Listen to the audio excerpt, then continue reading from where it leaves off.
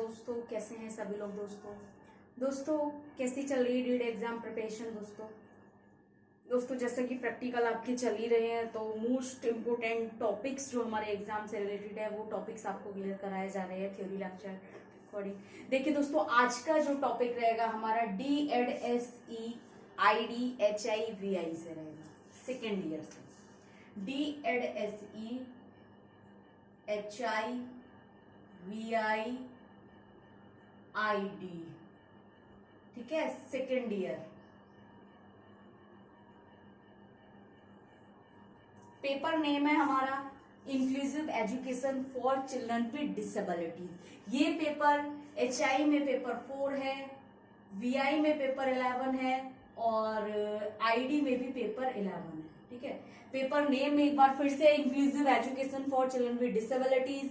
Paper number HI paper 4 है, paper 11 VI और ID में दोनों में पेपर 11 है। टॉपिक है हमारा रमसा, राष्ट्रीय माध्यमिक शिक्षा अभियान। राष्ट्रीय माध्यमिक शिक्षा अभियान, इस यूनिट में हमसे 3 योजनाएं अभियान पूछे गए हैं। SSA पूछा गया था, सर्व शिक्षा अभियान, और हमारा IEDSS पूछा गया था, ठीक है। रमसा आज करेंगे, IEDSS हो गया है हमारा और SSA हो गया है, और आज हम करेंगे रमसा। तीनों ही क्या है, मोस्ट इंपोर्टेंट है एग्जाम के लिए। तीनों में से कोई एक हर बार सेकेंडरी एग्जाम में पूछा जाता है आपका, ठीक है। तो रमसा क्या है दोस्तों, राष्ट्रीय माध्यमिक शिक्षा अभियान। एक नंबर में इसकी कभी कभी आपको फुल फॉर्म दी आ जाती है, ठीक है। रमसा को आपको एक्सप्लेन करना होता है, राष्ट्रीय माध्यमिक शिक्षा अभियान, ठीक है। अब देखिए दोस्तों, यहाँ पर कभी कभी अभियान की जगह कुछ लोग मिशन कर देते हैं, राष्ट्रीय शिक्षा मिशन, ठीक है ना, राष्ट्रीय माध्यमिक शिक्षा मिशन, लेकिन राष्ट्रीय माध्यमिक शिक्षा अभियान है ये, ठीक है दोस्तों। ये भारत में पारित किया गया था, ये योजना भारत में लागू की गई थी, और किसके द्वारा की गई थी, ये डॉक्टर मनमोहन सिंह द्वारा, ठीक है। डॉक्टर मनमोहन सिंह द्वारा ये लॉन्च की गई है। कहां पर की गई है, भारत में की गई है। इस अभियोजना या अभियान के अंतर्गत देखिए क्या है, राष्ट्रीय माध्यमिक शिक्षा अभियान यानी कि रमसा, शॉर्ट में इसे रमसा के नाम से जाना जाता है। भारत में पब्लिक स्कूलों में माध्यमिक शिक्षा विकास के लिए मानव संसाधन विकास मंत्रालय भारत सरकार की एक केंद्र प्रायोजित योजना है। देखिए दोस्तों, यहाँ पर आपको एक प्रश्न इस तरीके से पूछा जा सकता है कि रमसा क्या है, ठीक है। रमसा क्या है और किसके अंतर्गत ये योजना आती है। तो देखिए दोस्तों, भारत में पब्लिक स्कूलों में माध्यमिक शिक्षा के विकास के लिए, यानी कि भारत के जितने भी माध्यमिक स्कूल हैं उन माध्यमिक स्कूलों की शिक्षा के विकास के लिए मानव संसाधन विकास मंत्रालय भारत सरकार की केंद्र प्रायोजित योजना है। तो किसके अंतर्गत आ रही है, मानव संसाधन विकास मंत्रालय के अंतर्गत ये योजना आती है, ठीक है। भारत सरकार की एक केंद्र प्रायोजित योजना है। अब देखिए इस योजना के अंतर्गत क्या क्या है, या फिर ये योजना में क्या है दोस्तों। देखिए, इसे मार्च 2009 में लॉन्च किया गया था, या पारित किया गया था, या शुरू किया गया था, ठीक है। या हम कहेंगे इसकी स्थापना कब हुई, ठीक है। तो ये लॉन्च कब किया गया था, मार्च 2009 में लॉन्च किया गया था।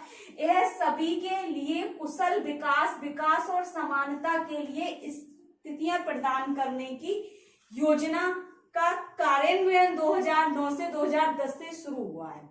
यानी कि इस योजना का जो कार्य था, इस योजना के अंतर्गत जो कार्य होने थे, कार्यक्रम योजना था, वो कह रहे हैं 2009 से लेके 10 तक प्रारंभ किया गया। और इसके अंतर्गत क्या था कि सभी बच्चों के लिए जो माध्यमिक शिक्षा है उसका कुशल विकास और समानता के लिए एक स्थितियां प्रदान करना, ठीक है। इस योजना में एक बहुआयामी अनुसंधान, तकनीकी परामर्श, विभिन्न कार्यान्वयन और वित्तीय पोषण सहायता शामिल है। यानी कि इस योजना के अंतर्गत क्या क्या चीजें शामिल है, देखिए शुरू हुआ इस योजना में बहुआयामी अनुसंधान, तकनीकी परामर्श, ठीक है, विभिन्न कार्यान्वयन और वित्तीय पोषण सहायता शामिल है, ठीक है। इस योजना का जो मुख्य लक्ष्य है, हम कह सकते हैं मुख्य उद्देश्य क्या है, माध्यमिक शिक्षा की गुणवत्ता में वृद्धि लाना। यानी कि भारत में जितने भी माध्यमिक स्कूल हैं उन सभी बच्चों के लिए या सभी स्कूलों में माध्यमिक शिक्षा या माध्यमिक स्तर पर या माध्यमिक शिक्षा में गुणवत्ता लाना है। और 15 से 16 वर्ष यानी कि जो बच्चे 15 या 16 वर्ष की आयु के हैं उन सभी बच्चों को सार्वभौमिक शिक्षा प्रदान करना इसका मुख्य उद्देश्य है इस योजना का। अब 1 नंबर में आपसे पूछा जाएगा ये कब लॉन्च हुआ, तो 2009 में हुआ। कब इसकी योजनाओं को लागू कर दिया गया था, 2009 से 10 तक इसको लागू कर दिया गया था। इस योजना का मुख्य लक्ष्य क्या है, तो इस योजना का मुख्य लक्ष्य या उद्देश्य माध्यमिक शिक्षा की गुणवत्ता में वृद्धि लाना और जो 15 से 16 वर्ष के सभी बच्चों के लिए क्या है, सार्वभौमिक शिक्षा प्रदान करना है। ठीक है, अब देखिए रमसा के कुछ निम्नलिखित और भी उद्देश्य हैं दोस्तों, कौन कौन से हैं। सबसे पहले देखिए राष्ट्रीय माध्यमिक शिक्षा के निम्नलिखित उद्देश्य जो योजना की गुणवत्ता पर आधारित है, यानी कि रमसा के जितने भी उद्देश्य हैं वो कार्यक्रम और उसकी योजना पर आधारित हैं। जैसे सबसे पहले कह रहे हैं सभी माध्यमिक विद्यालयों को निर्धारित मानदंडों के अनुरूप बनाकर माध्यमिक शिक्षा पर दी जाने वाली शिक्षा की गुणवत्ता बढ़ाना, यानी कि सभी विद्यालयों में, यानी कि भारत सरकार जितने भी माध्यमिक विद्यालय हैं उन सभी विद्यालयों में कुछ निर्धारित मानदंड के अनुसार, यानी कि हर विद्यालय में कुछ निर्धारित मानक बनाए जाएंगे, कुछ मानदंड निर्धारित किए जाएंगे जिनके अनुसार क्या होगा, माध्यमिक शिक्षा स्तर पर जो शिक्षा दी जा रही है उस शिक्षा का क्या है, गुणवत्ता लाना या गुणवत्ता बढ़ाना, यानी कि अच्छी क्वालिटी की एजुकेशन प्रोवाइड करना। ठीक है, दूसरा उद्देश्य है देखिए दोस्तों लिंग भेदभाव को दूर करना, यानी कि जो हमारा क्या जेंडर डिस्क्रिमिनेशन है, लिंग भेदभाव, पुरुष महिलाओं का, बालक बालिकाओं का जो भेदभाव चलता है उस भेदभाव को मिटाना। ठीक है, और सामाजिक आर्थिक एवं विकलांगता संबंधी समस्याओं को दूर करना। सामाजिक आर्थिक जैसे कि उच्च समाज के लोग, नीचे समाज के लोग, ये जो भी धारणाएं जो है लोगों के अंदर शिक्षा के प्रति, ठीक है ना, कहीं लड़कियां विद्यालय नहीं जा पा रही हैं क्योंकि वे लड़कियां हैं, ठीक है, पुरुष उनको तंग कर रहे हैं या पुरुषों की वजह से आगे नहीं बढ़ पा रही हैं, या बालक बालिकाओं का स्कूल अलग है, कक्षाएं अलग है, कार्यक्रम अलग है, गतिविधियां अलग है, तो इन सभी भेदभाव को मिटाना ही रमसा का उद्देश्य है। और विकलांगता संबंधी समस्याओं को दूर करना, यानी कि विकलांगता से ग्रसित जो बच्चे हैं वे घर में बैठे हैं, वे किसी विद्यालय नहीं जा रहे हैं, किसी प्रशिक्षण केंद्र नहीं जा पा रहे हैं, हस्तक्षेप प्रक्रिया में शामिल नहीं हो पा रहे हैं, तो उनसे संबंधित जितनी भी समस्याएं हैं जो शिक्षा ग्रहण करने से या शिक्षा ग्रहण करने के लिए उनको परेशान कर रही है या कठिनाइयां आ रही है उनके सामने, किसी कारणवश वे शिक्षा को ग्रहण नहीं कर पा रहे हैं या माध्यमिक शिक्षा को पूर्ण नहीं कर पा रहे हैं, तो विकलांगता से जितनी भी संबंधित समस्या है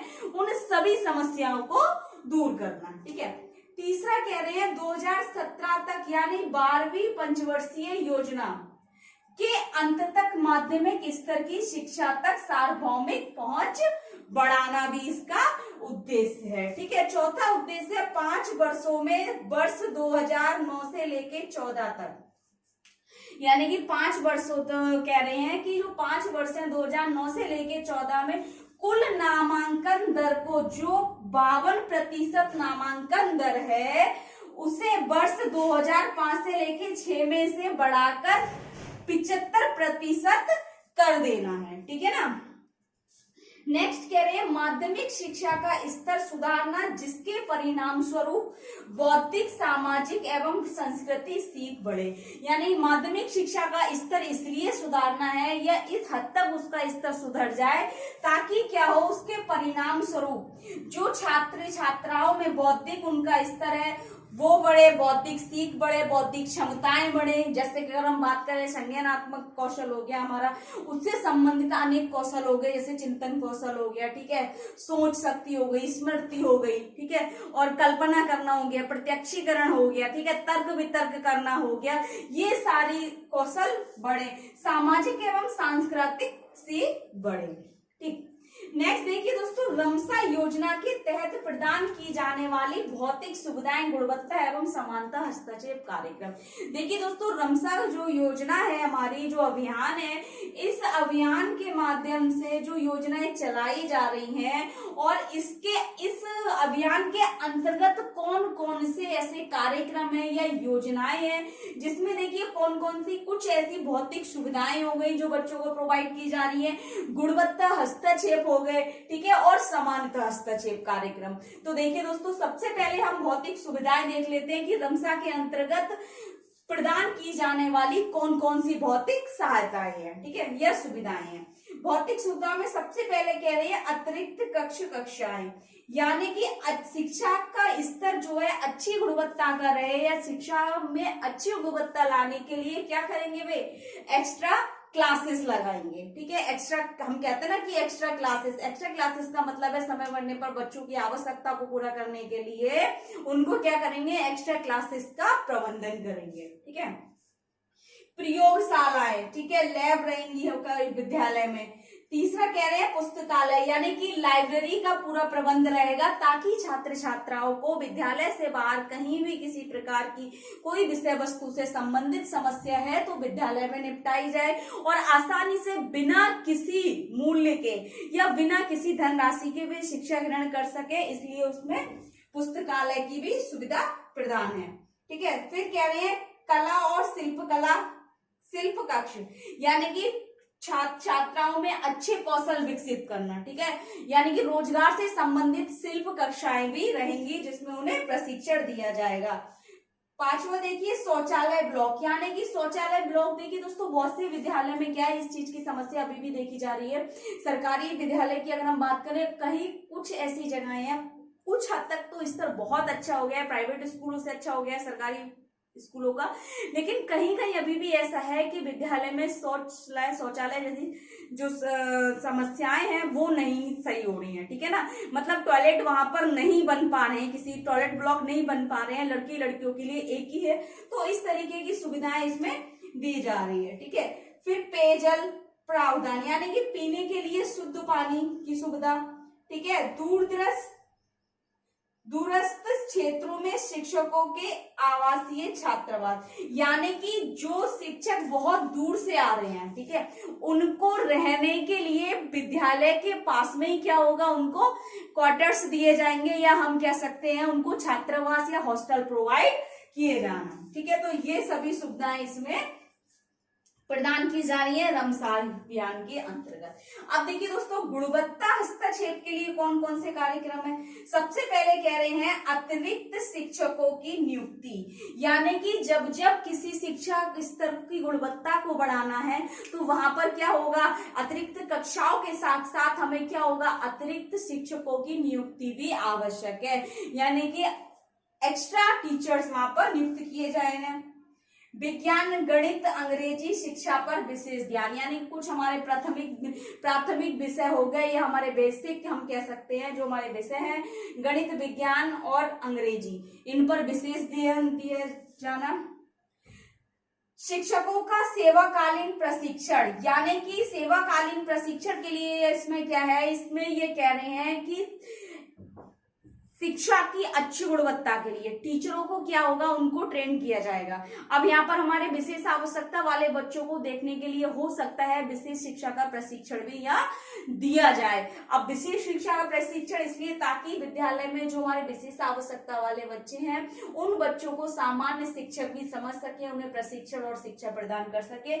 उसके लिए उन्हें सर्विसेज के दौरान या हम कह सकते हैं उनको नौकरी के दौरान या जो वो पढ़ा रहे हैं उस समय में क्या दिया जाएगा, उनको अलग से ट्रेनिंग दी जाएगी शिक्षकों के लिए, ठीक है। विज्ञान प्रयोगशाला, ठीक है, यानी कि लैब का प्रयोग किया जाएगा। आईसीटी सक्षम शिक्षा, पाठ्यचर्या में सुधार किया जाएगा, यानी कि करिकुलम करेक्शन, इसमें सुधार या हम कह सकते हैं पाठ्यक्रम में मॉडिफाई या अनुकूलित किया जाएगा बच्चों के अनुसार, और शिक्षण सुधार किया जाएगा, ठीक। ये तो हो गया गुणवत्ता हस्तक्षेप। समानता हस्तक्षेप क्या है दोस्तों, देखिए सूक्ष्म नियोजन में विशेष ध्यान, यानी कि सूक्ष्म नियोजन में छोटी छोटी जो प्लानिंग होगी उन सभी योजनाओं में विशेष ध्यान दिया जाएगा। उन्नयन के लिए आश्रम विद्यालय की वरीयता देना, ठीक है, यानी कि आश्रम विद्यालयों की हम कह सकते हैं उसमें हॉस्टल प्रोवाइड करना।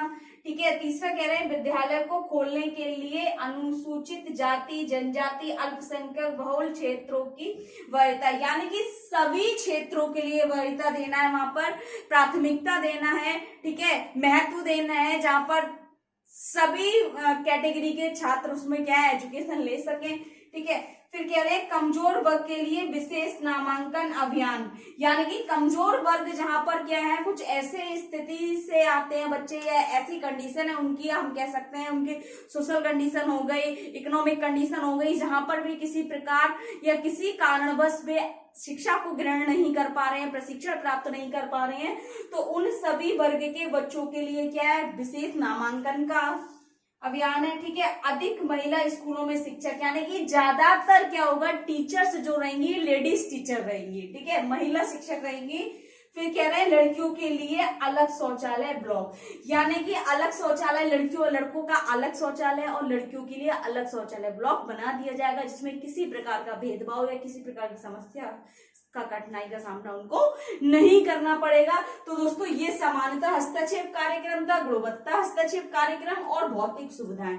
तो इस अभियोजना या अभियान के अंतर्गत जितने भी कार्य थे वो आपको बता दिए, कुछ उद्देश्य हो गए यहाँ पर, और ये टॉपिक आपको पूछा जाएगा 5 नंबर में। 5 नंबर में पूछा जाएगा, 150 शब्दों में आपने करना है, और ये SSA, ठीक है ना, SSA और IEDSS, ठीक है, और इसमें एक ये रमसा हो गया। ठीक है, इन तीनों में से एक टॉपिक आपको आना ही आना है, और ये यूनिट आज कंप्लीट होती है हमारी इस पेपर की। आज ये यूनिट कंप्लीट हो गई, नेक्स्ट टाइम से नेक्स्ट पेपर से और नेक्स्ट यूनिट पर बात करेंगे। तो तीनों ये इस पेपर से ये तीनों में से एक टॉपिक आएगा, और तीनों ही टॉपिक मोस्ट इंपोर्टेंट रहेंगे आपके एग्जाम के लिए। तो दोस्तों ध्यान दीजिएगा इस चीज पर कि तीनों टॉपिक आपके लिए मोस्ट इंपोर्टेंट है एग्जाम के, फाइनल एग्जाम के लिए। बाकी इससे रिलेटेड अगर आपको कुछ समझ नहीं आ रहा है, कुछ डाउट लग रहा है, कुछ पूछना है, तो कमेंट बॉक्स में जाके कमेंट करें। ज्यादा से ज्यादा वीडियो लाइक कर दें, चैनल को सब्सक्राइब कर दें, बेल आइकन को प्रेस कर दें, ताकि नेक्स्ट आने वाली क्लास आप तक पहुंचती रहे। दोस्तों थैंक यू सो मच।